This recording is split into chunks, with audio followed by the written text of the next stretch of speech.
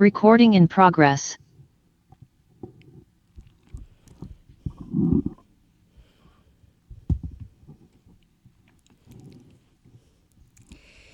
Se tornar referência não é sobre cargo, fama ou tempo de mercado, é sobre traduzir a complexidade em impacto real. Hoje, o Pode Virar Referência recebe o professor Yogi, conselheiro, estrategista, mentor de C-Levels, coautor do livro A História da Inovação no Brasil e uma das grandes referências quando o assunto é inovação, governança, estratégia aplicada a negócios reais. Com mais de 3 décadas aí atuando na interseção entre tecnologia, academia, estratégia empresarial, o professor Yogi construiu uma trajetória que conecta conselhos, grandes organizações, educação executiva e ecossistema de inovação no Brasil e no mundo. Professor Yogi, seja muito bem-vindo ao podcast. Eu é que agradeço o convite. Um prazer estar aqui. Que bom. Vamos começar esse bate-papo voltando um pouco no tempo, né? Porque você tem aí mais de 3 décadas no mercado e quando você olha para a sua trajetória, qual que foi ali o primeiro ponto de virada que te tirou do caminho óbvio e te colocou numa jornada ali mais estratégica, chegando aonde você está hoje? É, é, é, eu acho que o meu day one, meu dia um, eu sempre fui muito curioso, né? E eu acho que eu descobri logo a minha vocação na graduação, quando eu fazia engenharia, né? Minha formação é de engenharia mecânica, porém eu sempre gostei de inovação e tecnologia, né? Eu brinco que eu era um nerd antes de existir o termo nerd, né? O termo nerd veio depois. E isso facilitou muito a minha jornada, né? É, Depois, quando eu me tornei professor de engenharia na PUC do Rio, eu sempre ficava aguçando os alunos assim, qual é a sua cadeira, qual é a linha de conhecimento que você vai se tornar referência. Que que coincidência é o título também desse nosso podcast aqui, né? Mas Sim. eu Isso ajuda muito a gente pensar na num, num eixo temático onde a gente vai concentrar esforço e a gente vai conseguir gerar mais resultados, sabe? Então, eu tive essa felicidade, né? Eu peguei ainda a fase da computação começando a ser mais disseminada, então eu já estava mexendo com computação, depois eu fui para a área de computação gráfica, para engenharia, usando modelos 3D. Então eu acho que foi aí um ponto que eu acho assim que ajudou muito. E depois, quando eu me virei professor, eu tentei ajudar os alunos a buscar essa área. Qual é a sua área, né? A gente tem, a universidade sempre ajuda muito, mas depois que você sai do portão é você com você mesmo e você precisa já estar se preparando antes de sair do portão da universidade. Não basta só o diploma, eu falava muito isso. Que curso que você vai fazer de especialização? Que eventos de congressos, que conferências que você vai para se conectar ao seu novo habitat, né? Que é esse ambiente que você vai escolher para seguir sua carreira. Eu acho que é um pouco disso, sabe? Sim, com certeza. E quando a gente fala sobre essa naturalidade que você tem, né, em transitar entre academia, o mercado, inovação, você fala que isso foi algo planejado ou foi construindo ao longo do tempo? Não, não, vou dizer que não foi planejado, foi algo que acabou sendo desenvolvido ao longo do tempo, mas eu gosto de falar que sempre gostei de atuar como um conector, um ponto que liga dois atores que talvez não tivessem conhecimento um do outro e que possam estar gerando. Então, A inovação tem um pouco disso, né? A atuação também em conselhos. Você também tem que ter uma visão mais ampla do que aquele olhar mais de curto prazo. Então, eu falo que olhar para o universo expandido sempre é interessante, porque você vai conseguir olhar coisas que os outros não estão enxergando e que às vezes faz toda. Depois que você conecta, faz todo sentido. Nossa, olha que interessante, né? Por que a gente não pensou nisso antes? Porque às vezes você está muito concentrado olhando aqui, né, dentro do seu radar e você não está tendo essa visão do universo expandido, sabe? Sim, sim. E faz muito sentido, né? Porque principalmente nessa área que você trabalha, né, de inovação, acontece bastante da gente não perceber essas decisões óbvias, né? E em tantos anos de atuação, o que que você precisou, nesse tempo, desaprender para conseguir evoluir e não ficar preso a esses modelos antigos, né? Porque você pegou toda essa transformação da tecnologia, da computação, que nem você falou. Como que foi para você? Olha, Julia, a gente tem que entender o novo contexto de mundo que a gente vive. É verdade. Eu falo assim, né? No século passado, no século XX, a pessoa fazia uma graduação ou fazia um colégio técnico. Eu fiz colégio técnico. Uhum. E você trabalhava, né? Ia virar júnior, pleno e sênior dentro daquele seu curso de formação técnico ou graduação, e você se aposentava. O mundo era mais lento, mais cadenciado. O mundo que a gente vive no século XXI é mais acelerado, o termo disruptivo é uma verdade. A gente viu tecnologias nascerem, criarem um auge e depois morrerem, né? Então se a gente falar, né, que a gente já pegou, olhando só para a música, a gente pegou a questão do vinil, a gente depois pegou os Walkmans ali, depois a gente pegou os CDs e hoje não existe mais nada disso e a gente continua ouvindo música. Então, a dica que eu dou sempre é o lifelong learning, né? É o aprendizado ao longo da vida. Eu fiz colégio técnico, como comentei, depois eu fiz curso de engenharia. Depois eu fui para um outro lado, que foi para o lado da comunicação e mercado. Eu fiz uma pós-graduação, eu era o único engenheiro fazendo um curso que publicitário e jornalista estavam fazendo. Depois eu fui fazer o meu MBA em gestão empresarial. Depois eu fui fazer o meu mestrado em administração e depois o meu curso de conselheiro. Sempre em constante aprendizado, né? Assim, o que eu falo, eu faço, né? Eu falo que não posso ser um sexólogo virgem, é o termo que eu uso, né? Você falar e nunca ter praticado. Eu acho que é importante isso. A gente precisa estar buscando o que é a capacitação do profissional do futuro, mas para ser o profissional do hoje. O que eu estou fazendo agora são os estudos, por exemplo, e eu tenho feito até alguns workshops, algumas palestras sobre isso. É como usar o potencial da inteligência artificial, né? Você enxergar nela hoje um aliado e não uma ameaça para você. Então, como é que eu vou enxergar isso? E para as organizações, estrategicamente, como eu coloco a IA, né, para fazer o que eu chamo da simbiose de inteligências, a inteligência humana com a inteligência artificial. Você não vai ter uma única inteligência. Agora a gente vai ter que gerar essa simbiose entre essas duas inteligências. E aí, para quem está ouvindo, é um novo, entre aspas, desafio, mas oportunidade para você estar gerando uma nova habilidade aí. Com certeza, é uma oportunidade de mercado, né? Você precisa entender ali o gapzinho para Isso. poder estar no momento, né?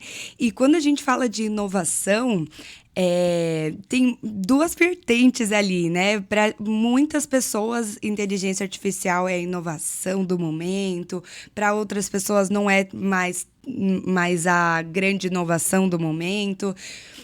Na sua opinião, na sua prática, né? O que não é inovação, mas muita gente acha que é inovação? Inovação tem a ver apenas com as IAs? O que você vê desse mercado? Eu acho que às vezes eu falo que às vezes você pode ser tecnológico e nada inovador. É verdade. Nossa, Você pode usar um monte de tecnologia e aqui não está gerando resultado nenhum. Então você é o fanboy de tecnologia, uhum. mas aquilo você está usando e não está gerando produtividade, não está diminuindo o custo, não está gerando valor para você e para sua organização. Aí não Então, adianta. eu acho que esse é o grande desafio de ser, a tecnologia é meio que vai gerar uma inovação.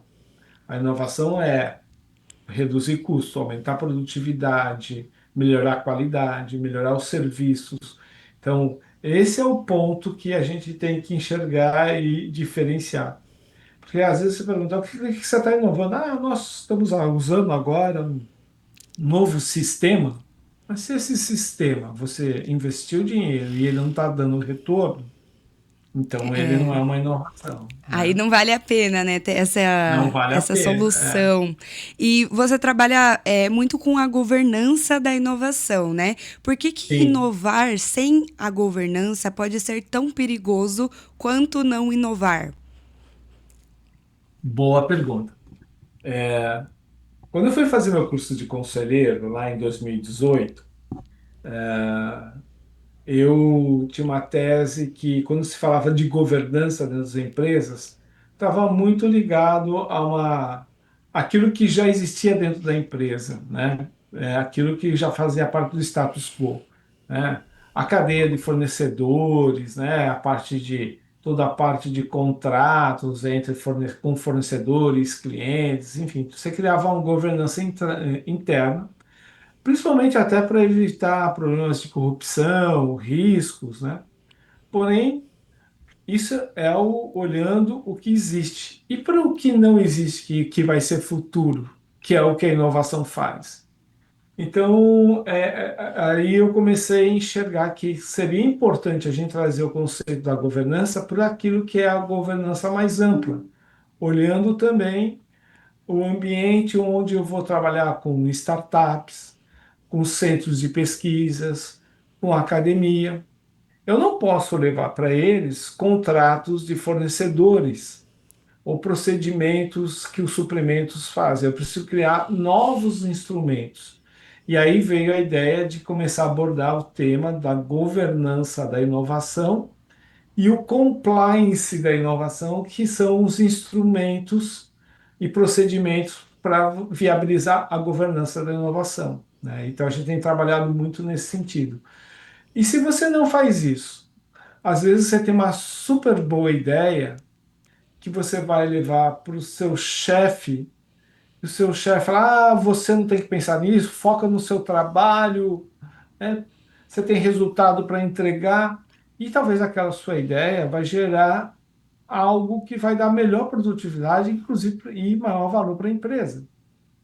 Mas o seu interlocutor imediato não estava dando voz a isso. Então, a governança da inovação é permitir que aquela ideia chegue a um grupo, um colegiado, que vai olhar e vai analisar, independente de você ser barrado por uma única pessoa que tem o seu ponto de vista pessoal que pode matar a sua ideia. Então, a governança é um pouco disso da inovação, sabe? Entendi. Nossa, a gente acha que é algo simples, né? Mas tem muita raiz ali por trás para a gente entender nesse sentido em geral. E muitas das vezes essas pessoas que acabam tendo uma ideia, né, podem vir de ideias rápidas, soluções ali que tá na Sim. moda, né? O que acontece quando as empresas ou uma organização assim tem esse agente da inovação que traz algo na moda? Muitas vezes dá certo ou às vezes é melhor não tentar? O que que você vê dessa visão de hoje em dia? Pois é, Júlio. Pelo menos a gente tem que dar voz. As Uhum. pessoas poderem dar a possibilidade de sugerir, recomendar. E isso não é novo, isso começou na época da qualidade, né? Quando a gente tinha os círculos de qualidade dentro das empresas. Estou falando do século XX aqui, né? Estou falando ali parte do que foi o processo da industrialização. E para isso, olha que importante, eu preciso ter essa governança da inovação. Porque se ele fala com a pessoa errada, ou a pessoa que ele está reportando não tem essa visão mais ampla, ele vai matar ali. É o que eu chamo dos innovation killers. Os innovation killers estão por todos os lugares. Então, com a governança da inovação, eu permito que aquela ideia, pelo menos, seja analisada por um grupo, um colegiado que vai olhar. Faz sentido? Vamos tentar, vamos experimentar para ver se faz sentido?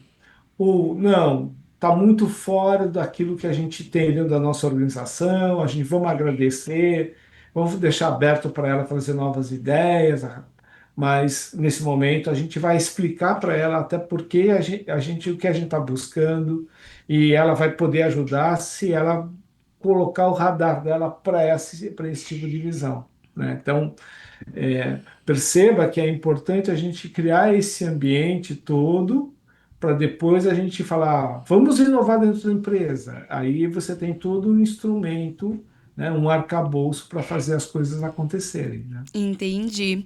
E atuando assim diretamente com esses C-levels e conselhos, o que que diferencia esse profissional que chega nesses espaços importantes, né, de liderança, dos que ficam sempre no operacional?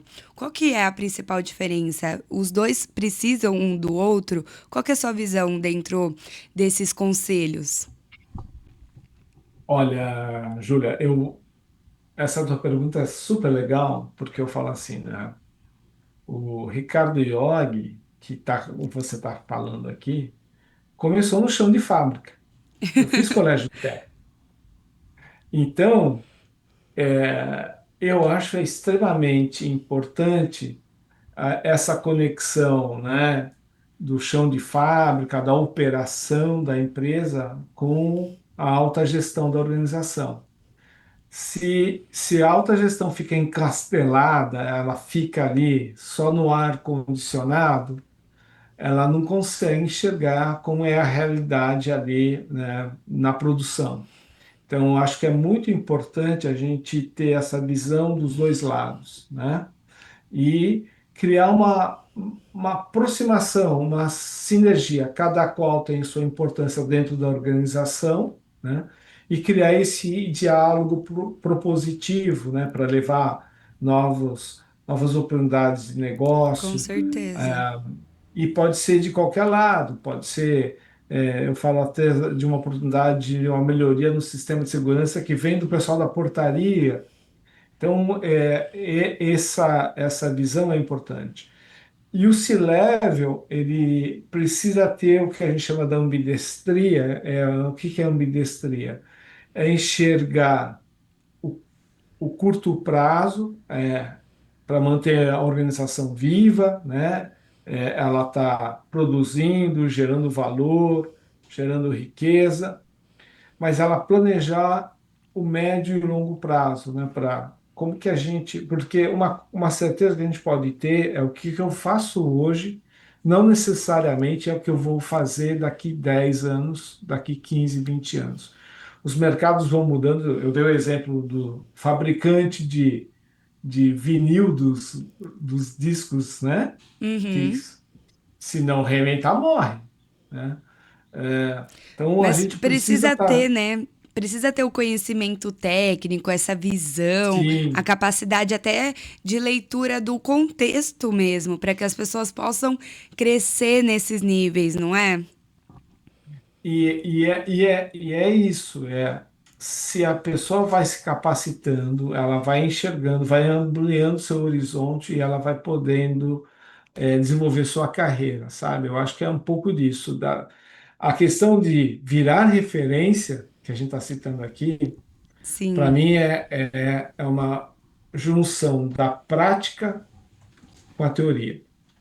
Então, fiz um caminho, né, que eu fiz minha carreira executiva, e aí eu fiz meu sabático, e aí eu fui para o lado acadêmico.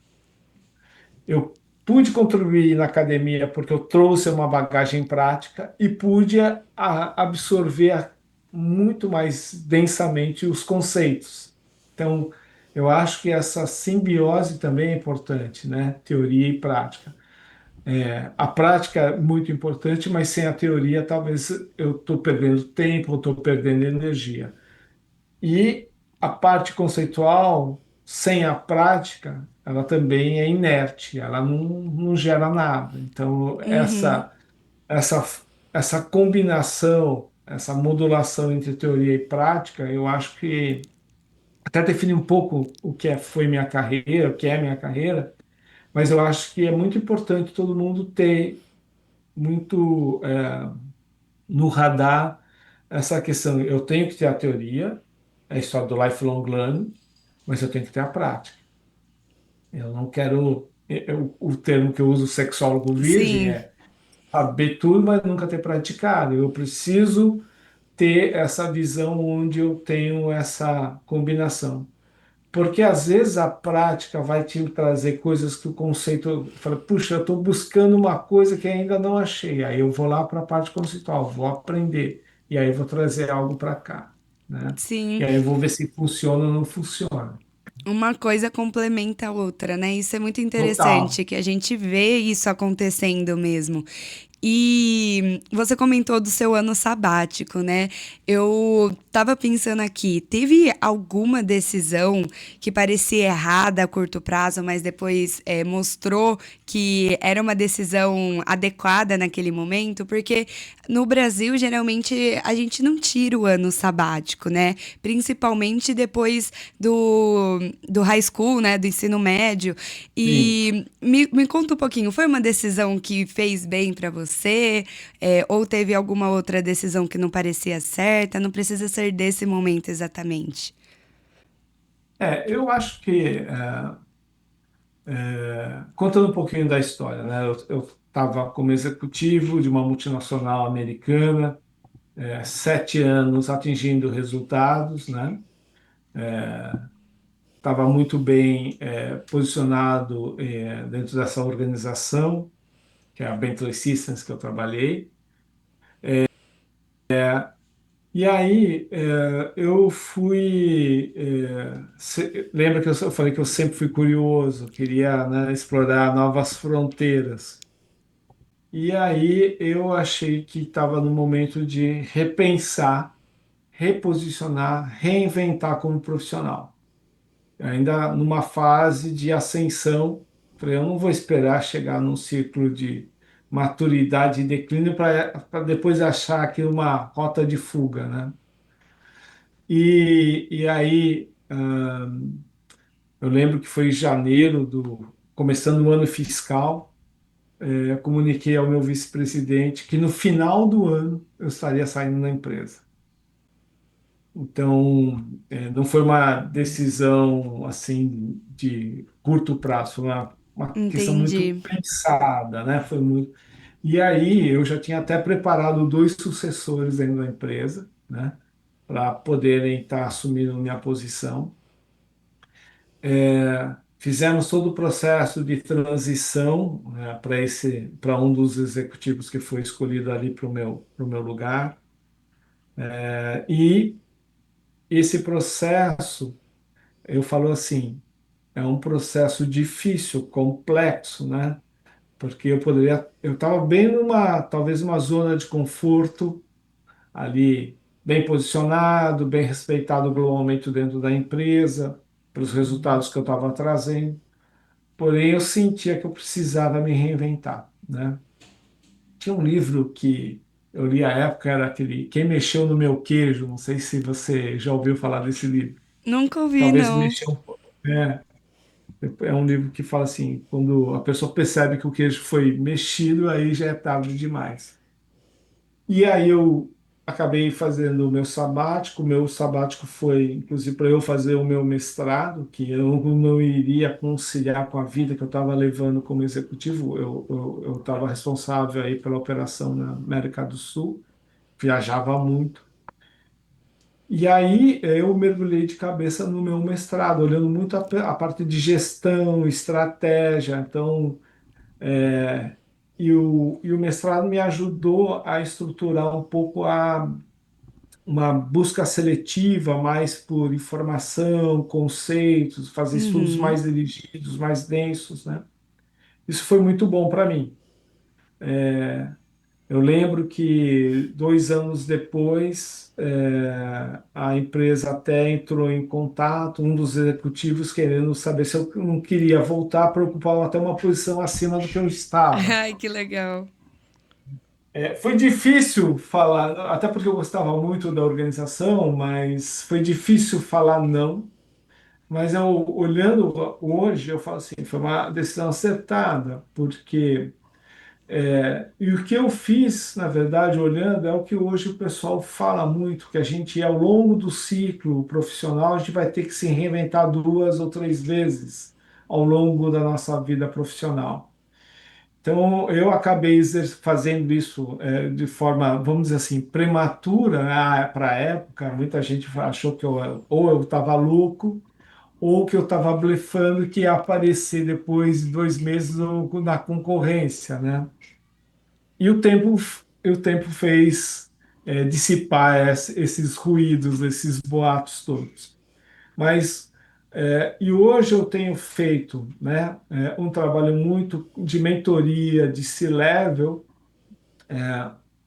exatamente levando um pouco da minha experiência, né, pessoal, né? Muita gente fala, né, de fazer isso, mas qual foi a base que ele teve de ter feito isso? Então, e é um trabalho que eu falo que tem que ter muito cuidado, né? Respeitando que, além da crise level, tem uma pessoa, tem um núcleo familiar atrás, então você tem que entender o contexto para preparar o processo de transição para a nova fase de vida, de carreira que ele está buscando, sabe? Então, eu acho que Entendi. olhando para trás, eu vou confessar, nem todos os movimentos que eu fiz deram certos. Mesmo nesse movimento, teve coisas que demoraram. Então, hoje eu quero aproveitar um pouco dessa minha experiência para que, quando eu faço algum trabalho com executivos ou com profissionais, é para que eles não errem onde eu errei, né? Mas você acabou indo para concorrência, não, né? Não, eu Ah, segui tá. a minha vida, eu segui minha vida. Eu acabei fazendo meu mestrado, fui convidado para atuar na PUC do Rio. Eu me tornei ali professor da engenharia de produção, me tornei membro do comitê de desenvolvimento do Centro Técnico Científico e membro da Agência de Inovação da Universidade, né, assessorando depois a Vice-Reitoria de Desenvolvimento e Inovação. Que Então, bacana.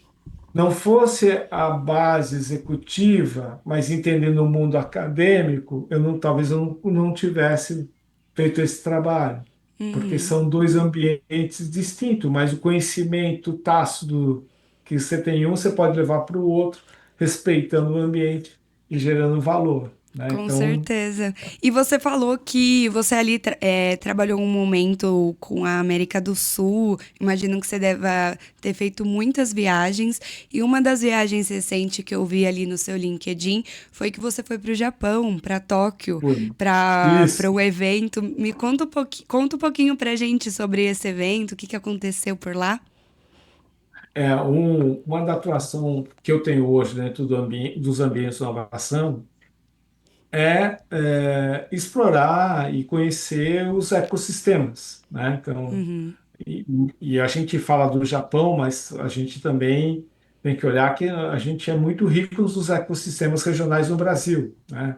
Eu estou hoje posicionado aqui em Florianópolis, mas atuei fortemente também e continuo atuando dentro do ecossistema do Rio de Janeiro, né? O ecossistema de São Paulo. do Rio Grande do Sul. A gente tem ali no Nordeste uma referência que é o Porto Digital, lá em Recife. Então, é importante a gente entender que antes de ir para o Japão, você precisa conhecer o que a gente tem aqui no Brasil e tem muita coisa interessante dos ambientes de inovação, né? Espírito Santo também, outro local que eu tenho feito um trabalho bacana ali, colaborando com o ecossistema. E E aí eu tenho atuado, por exemplo, também ali em Portugal, né? A gente tem uma boa relação com o pessoal que faz o Web Summit, com um grupo chamado Atlantic Hub ali também, lá em Lisboa, com uma comunidade de inovação chamada Business Innovation Network na Universidade do Porto. Então, e a gente acaba sempre olhando, explorando esses ambientes. E aí veio a oportunidade no final do ano passado de conhecer um pouco o ambiente de inovação lá em Tóquio, né? Do Tokyo Innovation Base, eles chamam de TIB, né? E a gente enxergar essa visita, se eu não conhecesse os ambientes como a gente conhece no Brasil, talvez não ia ser tão produtiva e efetiva essa visita, né? Então, é muito legal ver uma outra cultura, né, que está do outro lado do mundo, com um movimento que foi incentivado pelo governo de Tóquio para criar esse ambiente onde a ideia é poder desenvolver as futuras startups que vão chegar no nível de unicórnio, né? E fazer a conexão daquele ambiente do TIB com os outros ambientes globais de inovação, né? Até para levar essas startups para fora também. Então, foi bem bacana ali. Então, e eu acabei sendo convidado para participar de um evento chamado Global Meetup, com outros atores globais que estavam visitando o TIB ali. Então, é um ambiente muito rico, né? E aí você vê que o desafio que a gente tem no Brasil é o mesmo que todo mundo tem ao redor Constante do mundo. aprendizado, né? Constante aprendizado, muita conexão boa que você acaba fazendo. E uma coisa que me chamou muito a atenção é que eu até fiz uma postagem no LinkedIn, depois quem quiser pode procurar, falando um pouco dessa minha experiência lá no Tokyo Innovation Base. É que eles abrem as portas, Júlia, para o pessoal do ensino médio, Olha que legal. para os alunos começarem a enxergar, olha, isso pode ser uma possibilidade também no futuro para vocês. E lá dentro do Tib tem um espaço maker, né, com toda a parte de impressoras 3D, máquinas de corte a laser, parte de circuitos ali que você pode fazer uns componentes ali, criar device. Então, não é um ambiente só de desenvolvimento de software, mas desenvolvimento de hardware também, sabe? Então, e acaba incentivando um pouco os alunos para ir para a formação técnica Com também nesse certeza. sentido, Uhum. né? Então, foi bem bacana essa visita, né? Nossa, que legal. Eu fico muito feliz em ouvir um pouco mais sobre essa visita que você fez, nessas conexões que você teve. E realmente, a cultura lá do Japão já é trazer isso o quanto mais jovem possível, né? E quando a gente fala sobre construir um currículo dentro de uma empresa, construir ali os soft skills que a gente fala bastante, o que na sua visão realmente constrói essa autoridade sustentável ao longo do tempo? É, pequeno parênteses antes de responder essa tua pergunta, lembra que eu falei que eu fiz o colégio técnico. Aham. E no colégio técnico, eu era aquele aluno que buscava me encaixar em várias visitas às fábricas, conhecer chão de fábrica, conhecer empresas de engenharia, conhecer uma autopeça. E isso começa a te dar uma visão fora da sala de aula, do que é o mundo, não me levem a mal, que eu chamo de mundo real, né? Aonde você vai atuar profissionalmente, para você falar, nossa, existe um negócio chamado área de marketing, uma área chamada comercial, uma área chamada financeiro. Aí você começa a juntar isso como Legos e enxergar como uma empresa funciona, para você buscar aonde você quer. Falar, puxa, essa coisa de marketing é uma coisa legal, eu talvez vou querer desenvolver minha carreira aqui. E aí, isso, respondendo a sua pergunta, ajuda na construção da reputação. Desculpa. A Imagina. construção da reputação vem muito desse processo da teoria e prática, né? Então, eu falava muito para os meus alunos, né? E hoje eu vejo eles aí, alunos que estão no mundo, né? Que fizeram o curso de engenharia comigo, hoje tem na Alemanha, está atuando em Portugal, atuando em vários lugares do mundo. Alguns, alguns deles viraram até empresários, montaram suas startups aí de base tecnológica. É, e é um pouco disso. Você pensar ainda quando você está no processo da graduação, eu falei, tá bom. Eu sempre falo assim, engenheiros todos serão. Mas o que que é o tempero que vai diferenciar você dos demais, né? A faculdade que vocês estão fazendo é uma belíssima faculdade, mas ainda assim, o que vai diferenciar você? Qual é o sinal que você vai dar que você pode ser uma referência do setor financeiro, do setor de marketing? Que curso que vocês estão fazendo de especialização? Dá para fazer. Você tem que cumprir uma carga horária de você tem aquelas atividades complementares na graduação, você vai fazer, vai jogar fora isso, por que que você não já faz essas atividades complementares baseado naquilo que Direcionado, será né? direcionado para você? Assim, gasta energia em coisa positiva e não gasta energia porque eu tenho que cumprir as horas complementares. Então, é um pouco disso que eu sempre falo, que é começar por aí. Depois, quando você começa a graduar, se conecta ao ecossistema da sua área. É do setor financeiro? Tem uma associação de profissionais do setor financeiro? Tem cursos de especialização? Tem congresso disso? Respira esse mundo, você começa a conviver o mundo que você quer estar. E a Uhum. sua carinha começa a aparecer.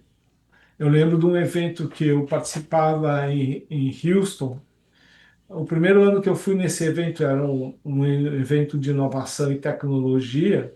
Primeiro ano eu era um desconhecido.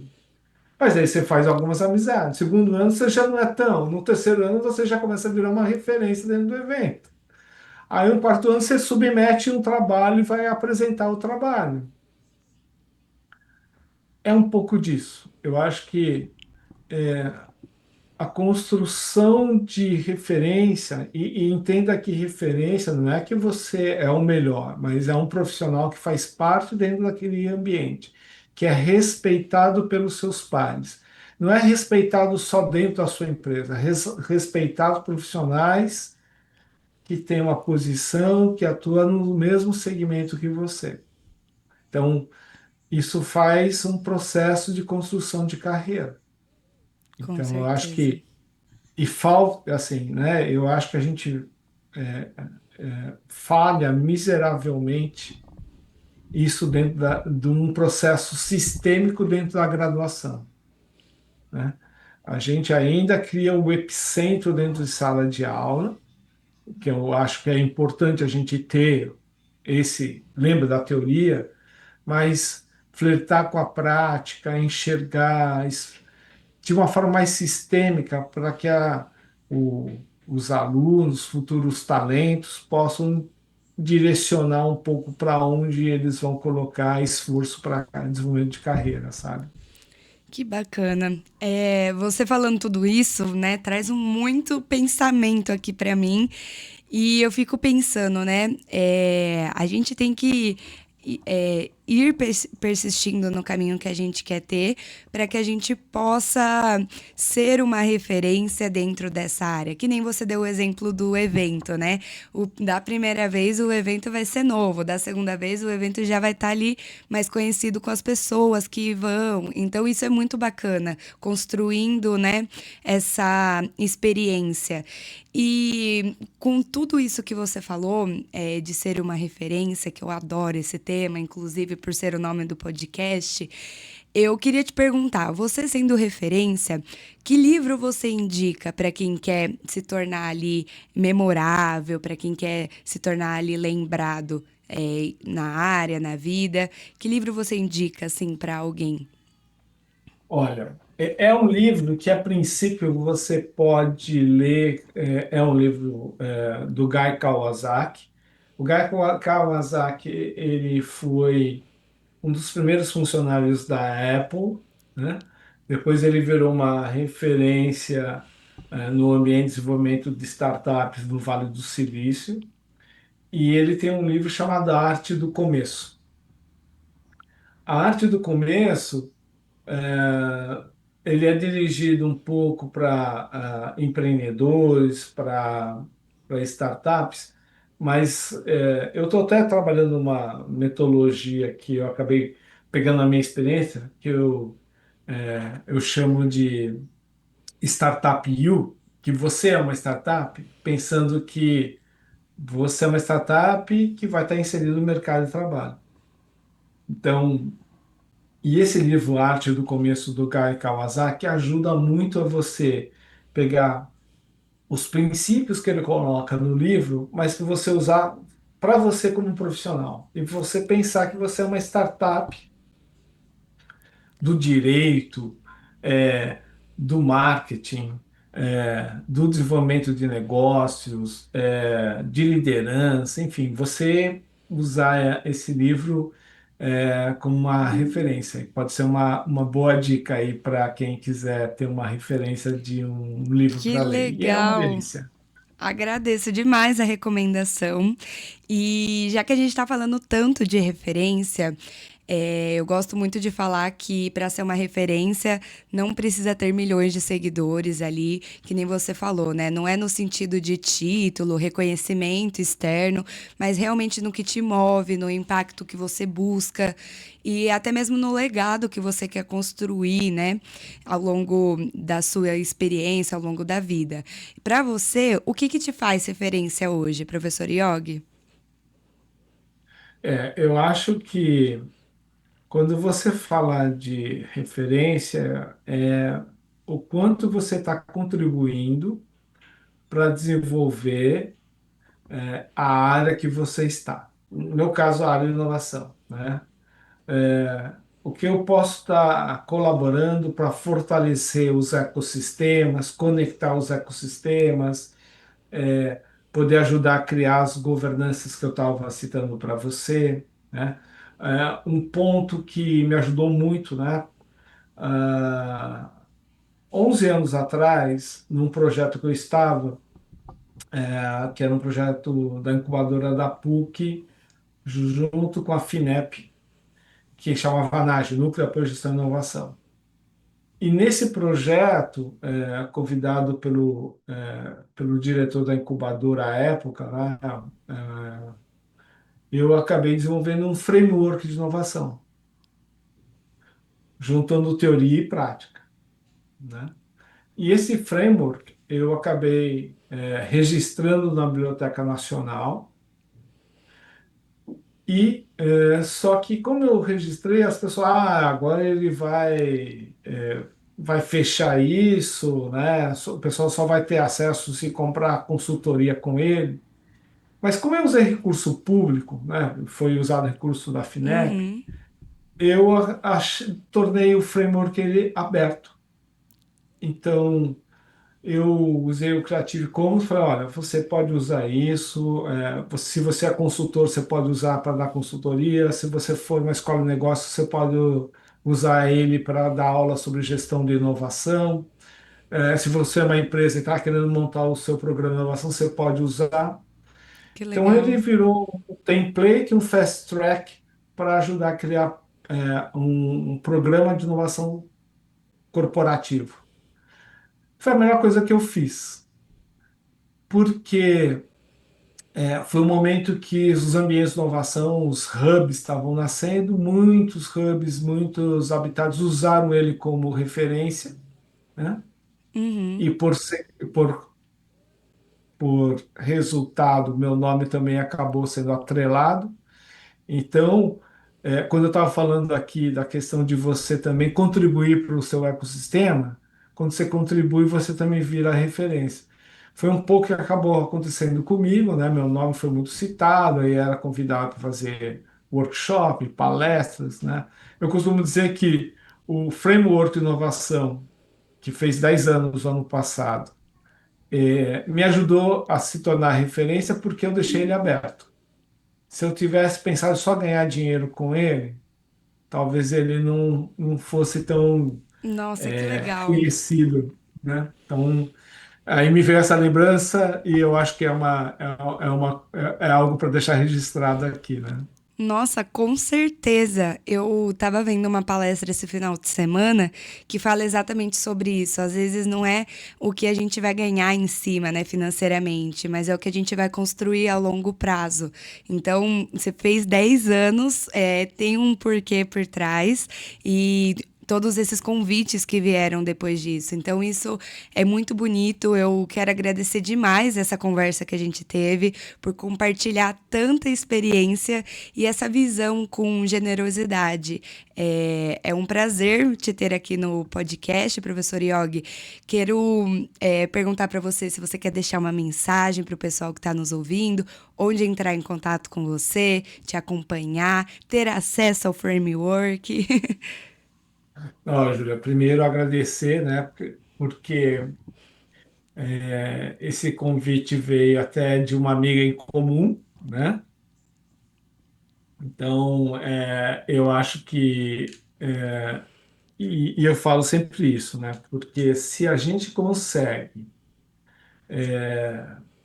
fazer esse conteúdo, ajudar alguém aqui, que está ouvindo, já valeu, já valeu, né? Cada um vai achar o seu caminho, né? É, e aqui, porque a gente citou, eu também mandar um oi e um abraço para Cristina Rori, né? Que foi quem nos conectou aqui também. Mas e te dar os parabéns, porque eu acho muito importante o trabalho que você está fazendo. Ai, obrigada, eu Eu acho que, agradeço. não, sério, né? A gente, é, quando tem uma pauta que a gente acha que é legítima, a gente abre espaço na agenda aqui, né? Porque eu acho que as pessoas estão precisando. A gente escuta muito blá blá blá de gente falando de coisas que talvez não viveram, não tiveram densidade, né? Vendendo uma Uhum. coisa, um caminho fácil. A gente não está vendendo um caminho fácil aqui. A gente está vendendo, vendendo não, a gente está falando que o trabalho é árduo, né? É, a questão é sistêmica, então é algo que você tem que ter resiliência, né? Mas a jornada vale a pena. Você vai conhecer tanta gente boa no meio do caminho. Você vai poder contribuir e receber também, né? Generosidade das outras pessoas, que eu acho que vale muito a pena. E a gente é meio tribal, a gente precisa estar se conectando com gentes assim que tenha, como diz os meus alunos, a mesma vibe, né? Para a gente poder levar um pouco dessa no momento em que às vezes as pessoas estão, ai meu Deus, eu vou perder o meu emprego para IA, não sei o mercado que eu estou se vai existir daqui 5 anos. Calma, respira, né? Monta teu plano e entenda que carreira não é algo que vai durar ad eterno. A gente vai ter que se reinventar de tempos em tempos. Não é se reinventar toda hora, né? Eu escuto muito essa coisa, eu tô pivotando, a pessoa só pivota e nunca constrói nada. É Então, mas verdade. é, a ideia é um pouco de te dar um pouquinho de ajudar a criar um pouco de norte, mas mostrar que também não é um caminho fácil, é um caminho que vai exigir trabalho e resiliência. Mas assim, parabéns pelo teu trabalho. Obrigada. Fico super feliz com esse feedback e até comentar no que você falou, né? Às vezes, hoje em dia, muitas das pessoas não vão passar 40 anos na mesma empresa como acontecia no século passado, né? Então, tá mudando bastante. Porém, você precisa estar muito ligado no mercado hoje em dia por conta dessas inovações. Quero te agradecer mais uma vez. Para quem está ouvindo a gente, acompanhe o professor Yogi nas redes sociais, no LinkedIn, no Instagram. E se esse episódio te fez refletir, repensar o seu caminho, ou até mesmo enxergar a inovação de uma forma mais real, esse episódio já cumpriu o seu papel. Foi o que o professor Yogi comentou. Se ajudou uma pessoa, eu estou muito grata. E deixa o seu feedback, comenta no podcast, se inscreva no YouTube. E esse foi mais um episódio do Pode Virar Referência. Muito obrigada, professor Yogi. Obrigado.